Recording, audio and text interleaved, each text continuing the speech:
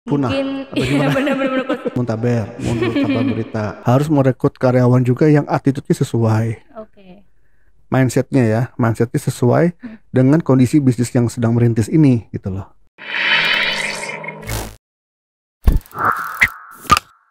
Halo teman-teman semuanya, balik lagi sama aku Vika di Coaching for Business. Pada kesempatan hari ini aku mau bahas nih tentang gimana sih cara kita mempertahankan tenaga kerja kita nih ya di saat bisnis kita tuh lagi baru merintis nih, karena kan biasanya karyawan itu nggak bisa survive sama bisnis kita. Nah, penasaran kan? Yuk kita langsung aja tanya ke Coach Adit. Halo Coach. Halo. Sehat ya Coach ya? Alhamdulillah. Masih semangat kan ya Coach? Semangat. Semangat ya Coach ya. Oke Coach, kita mau bahas ini nih Coach. Gimana sih Coach kalau misalkan kita sebagai pemilik bisnis, apalagi yang baru merintis gitu ya Coach ya? Yang baru-baru gimana cara kita mempertahankan tenaga kerja kita, karena biasanya tuh karyawan tuh nggak bisa survive Coach sama bisnis kita gitu. Maksudnya nggak bisa survive gimana nih? Kayak nggak bisa mengikuti ritme bisnis kita nih Coach. Jadinya Lebih ke mereka situ. punah Mungkin atau gimana? benar-benar Coach. Punah Survive dengan lah, sendirinya. survive kan punah. Iya betul Coach. Punah Gitu dengan ya. sendirinya Coach. Oh ya, dalam hal ini mungkin ya resign, pergi, cabut gitu ya. Iya betul Coach. Muntaber, mundur tanpa berita gitu ya. Oke. Oke, terus gimana? Gimana cara mempertahankan tenaga kerja kita Coach, supaya Ya. seiring dengan berkembangnya bisnis kita pun karyawan kita juga berkembang gitu Coach. Jadi Oke. survive gitu Coach. Ya oke lah ya, namanya juga kita baru mulai bisnis ya, Iya, merintis betul. gitu ya. Nggak langsung bisa besar dan mendatangkan Omset penjualan besar, gitu yang stabil dan ini ya, dan besar gitu kan. Pasti ada usaha dan ada apa sih, tapak terjangnya ya. Iya gitu. betul Ada Coach. berjuang gitu ya. Iya. Jadi biasanya di tahap seperti ini bisnis yang seperti itu tuh tahapannya dia tuh masih tahap-tahap untuk bagaimana memastikan atau bagaimana berjuang untuk bisa mendapatkan cash flow ya. Cash flow yang stabil gitu. Ya. Betul. Berarti cash flow-nya sekarang masih belum stabil gitu ya. Iya betul Coach. Perjuangannya adalah bagaimana supaya stabil dulu cash flow-nya ya. Gitu. Dan biasanya sih kalau kita baru menjalankan bisnis yang kayak gitu masih tahap itu ya, karyawan nggak banyak sih gitu ya. Kalau memang membutuhkan karyawan, kebanyakan juga masih paling dia doang yang jalanin Iya, gitu betul. kan. Kalau nggak 1-2 karyawan ya, gitu 1-2 yang bantu gitu ya. Dan 1-2 orang yang bantu ini ya bagaimana sih supaya mereka juga tetap bertahan kan gitu ya. Iya betul Coach. Bagaimana mereka tetap bertahan gitu ya. Ya ini panjang ceritanya ya. Mungkin diawali dari merekrutnya gitu ya. Dari rekrutmennya yang harus juga pastikan gini ya, mendapatkan karyawan-karyawan yang bukan hanya kualitas kita merekrutnya gitu ya.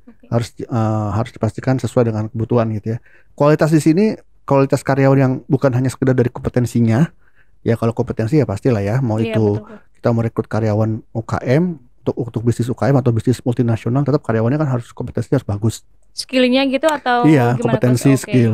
Ya, cuman bukan hanya itu. Kalau di awal-awal bisnis itu Apa tuh Coach? harus merekrut karyawan juga yang attitude-nya sesuai. Oke. Mindsetnya sesuai dengan kondisi bisnis yang sedang merintis ini gitu loh. Karena beda nih. Ada attitude karyawan yang memang mentalnya karyawan gitu ya, atau attitude karyawan yang mentalnya pengusaha gitu ya. Mental karyawan tuh gimana Ya tuh Coach? itu maunya gaji gede, kerjanya stabil, jam 8 sampai jam 5 pulang gitu ya. Work life balance ya Coach ya. Ya pokoknya cek clock doang gitu ya. Benar-benar. Terus hanya bekerja sesuai dengan sebatas gaji yang diterima gitu ya. Tidak mau memberikan lebih gitu ya. Tidak mau memberikan waktu lebih gitu. Oke, Pokoknya ya gue dibayar sekian ya, jam sekian ya gini. Gue mau digajinya gede gitu ya. Kalau perlu 15 juta per bulan. Ya tapi kerjanya dari jam 9 sampai jam 12 aja. Nggak ada tuh Coach kayak Coach. Nggak ada ya. Nggak ada Coach. Ya gitu. Ya pokoknya mental karyawan lah gitu ya. Kalau lagi kondisi dia nggak peduli kondisi karena apa, yang penting dia harus digaji setiap bulan segitu gitu ya. Kalau nggak dapat, telat sedikit ngambek gitu atau Resign gitu ya Coach. Nah akhirnya pulang. Itu berarti mentalnya ya masih mental karyawan. Itu nggak? Saklek berarti gitu ya, Iya gitu. Cuman itu ya masih cocok untuk mereka-mereka yang kerja di perusahaan-perusahaan multinasional gede gitu ya. Nggak apa-apa gitu. Kalau begitu ya mereka cocoknya kerja di sana. Tapi kan untuk kerja di sana persaingan juga gede kan. Iya gitu. betul Coach. Jadi ya ada plus minusnya lah ya. Nah kalau misalnya karyawan yang mau kita rekrut yang masih UKM gini ya, jangan yang berharap yang kayak gitu ya. Jangan mendapat yang kayak gitu. Kita harus proses merekrutnya harus benar. Mindsetnya harus mindset yang entrepreneurship. Oke, Gitu ya. Tentu dengan compensation benefit yang berbeda ya dengan karyawan yang karyawan yang diinginkan dari gitu. perusahaan besar. Kalau Oke. perusahaan besar mungkin mereka gaji pokoknya gede, ya udah cukup. Tapi kalau kita mungkin gajinya kita boro-boro gede gitu ya. Mungkin untuk bisa membayar sesuai dengan upah minimum Upahnya. aja tuh masih nggak bisa gitu ya. Iya, betul. Tentu harus ada alternatif bagaimana mengkompensasikannya. Misalnya dengan adanya profit sharing, dengan adanya kayak Komisi komisi gitu-gitu, gitu-gitu Coach. ya. Kan komisi kan hanya untuk sales doang, belum tentu komisi di bagian produksi juga bisa dapat gitu loh. Ya itu prosesnya detail lah ya. Kalau mau nanti kita bahas di bisnis coaching gitu Oke, ya. siap Coach. Gitu ya. Tapi yang jelas itu, jadi nggak hanya sekedar kita berharap mereka juga mau gitu ya, mau berjuang sama-sama, tapi kita juga bisa apa yang bisa kita tawarkan. Karena biar bagaimanapun proses atasan bawahan merekrut ini ya, bisnis Calon owner dengan tim karyawan. itu transaksional gitu loh. Oke. Nggak bisa sekedar punya mindset yang sama aja gitu, tapi transaksional pasti di sini gitu ya. Gitu. Nah, kedua, setelah udah rekrut juga pastikan visi misi kita kuat ya. Visi misinya berarti ya Coach ya. Bisnis kita itu bukan hanya kuat, tapi juga kita sebagai business owner tuh harus mampu menyampaikannya pada karyawan dengan cara-cara yang menginspirasi. Gimana tuh Coach caranya tuh Coach? Ya, panjang lagi nih. Panjang lagi ya Coach ya. Perlu training dan coaching lagi nih Wah, agar bisa bahaya si business owner itu bisa menyampaikan visi misi hidupnya, bisnisnya secara inspiratif gitu ya, kepada karyawannya, sehingga karyawannya tergugah dan mau berjuang sama-sama gitu loh. Oke.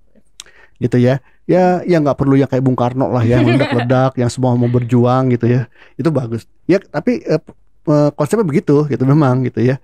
Jadi bukan hanya presiden aja yang harus bisa menginspirasi Business karyawan. owner ternyata juga harus menginspirasi ya Coach ya. Gitu karena ya masyarakat atau rakyatnya bisnis owner itu ya tim gitu kan, karyawan gitu ya. Betul, Coach. Sehingga mereka harus diinspirasi supaya mau terus-menerus berjuang bersama.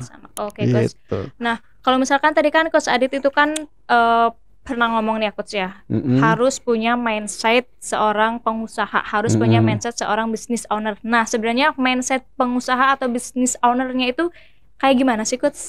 Wah, ini kalau ditanya ini ya, mindset pengusaha. Iya, betul, mindset pengusaha. Ya, mindset pengusaha. Ya dia bisa melihat peluang kan gitu ya. Ini banyak sih sebetulnya ya. Tapi secara umum dia bisa melihat peluang, mau merealisasikan peluang itu menjadi suatu cara yang bisa didapat gitu ya. Dan juga dia tahu bahwa yang menggaji dia itu diri sendiri, bukan orang lain gitu loh. Kalau dia mau dibayar lebih ya dia harus berusaha harus lebih bekerja gitu, keras lagi gitu ya Coach ya. gitu. Jadi besarnya gaji mereka bergantung dari usaha mereka gitu. Dan tentu harus difasilitasi oleh ownernya agar mereka bisa memang gajinya penghasilannya sesuai dengan usaha mereka gitu ya. Maksudnya jangan dikasih gaji yang stabil tapi harus tidak kerja bergantung keras dengan banget. usaha gitu Iya, kan. betul, Coach. Jadi harus ada hubungan timbal balik lah di sini gitu. Oke, Coach. Tadi belum, saya mau jelasin. Oke, Coach, lanjut nih Coach, maaf nih Coach. Tadi selain tadi ya visi misi Iya, gitu betul. ya, tentu business owner ini harus selalu transparan kepada karyawannya. Oke, transparan. Tentang kondisi bisnisnya, tentang kondisi marketnya, tentang kondisi produk segala macam harus transparan disampaikan kepada karyawan. Kalau perlu laporan keuangannya juga harus transparan gitu ya. Harus gitu. transparan itu berarti ya Coach Iya, ya? karena biar sama-sama tahu nih kondisinya. Karena bagaimana dia mau berjuang kalau dia sendiri nggak tahu kondisinya gitu kan? Atau dia hanya mau kira-kira aja di kepala gitu kan? Maka nanti muncul suujon gitu. Betul Coach. Di kepala gitu kan? Karena itu ownernya tidak transparan ya gitu. Nah, terkait dengan transparansi dan menyampaikan bisnis ini, menyampaikan visi misi ini pasti ada hubungannya dengan komunikasi gitu Iya, kan. betul sih Coach. Jadi komunikasi antara owner dengan karyawannya timbal balik ini harus lancar gitu ya. Nah, itulah semua yang bisa membuat bukannya menjamin ya, saya nggak bisa menjamin mereka 100% akan mau bertahan berjuang berdarah-darah bersama gitu ya. Betul Coach. Tapi akan meningkatkan ketahanan kemungkinan mereka gitu ya Coach ya, untuk survive dalam bisnis kita. Iya, kalau memang nggak bisa ya nggak apa-apa. Mungkin memang mereka nggak jodohnya di sini gitu kan. Oke, kita bisa cari yang baru gitu.